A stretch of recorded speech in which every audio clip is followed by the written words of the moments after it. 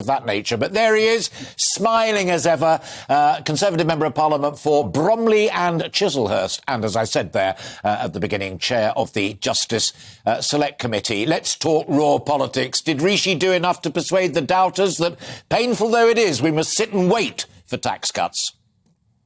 Hi, Alistair. Good to see you. And yes, I think he did. And I think the polls that you quoted demonstrate that, because I think that very good discussion you're having just now demonstrates that you've got to bear in mind, ultimately, we've got to persuade a majority in the country to support our new leader as a Prime Minister who's going to win the next election for us. That's my key objective. And to do that, we've got to have somebody who's demonstrably got the skill set, who's demonstrably on top of the brief and can get going straight away to start tackling some of the challenges that face us, many of which, not exclusively, but many of which are economic. And in fact, the way Rishi handled the whole of the COVID pandemic, the furlough, which, referring to that caller of yours about the view of ordinary working people, there's about 11 million jobs that Rishi saved with that furlough scheme that he, above everyone, authored. 1.5 million businesses kept going. So Bob, let me put something to you that was said by a colleague of yours.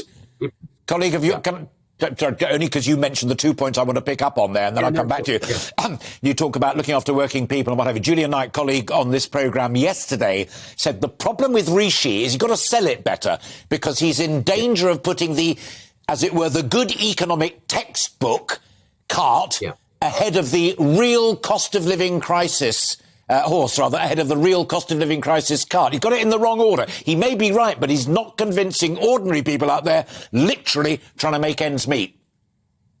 Well, I think, first of all, we've got to remind everybody is that, you can certainly help those under pressure most, Alistair. And in fact, he did do that with that increase in the national insurance threshold.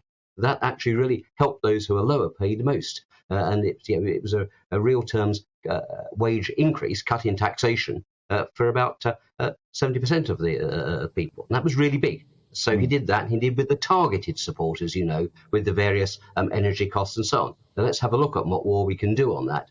But I think it is fair equally to say to people, yes, we will help wherever we can, and it will have to be targeted, because until we've got inflation under control, then unfunded tax cuts are not going to be the right way forward. And of course, as you'll remember, Alistair, high levels of inflation, right back to the days that we'll recall in the 70s and so on, actually hurt the poorest in society the most. Yes. It makes everybody poorer, but it actually squeezes the poorest first. So the two aren't mutually exclusive at all.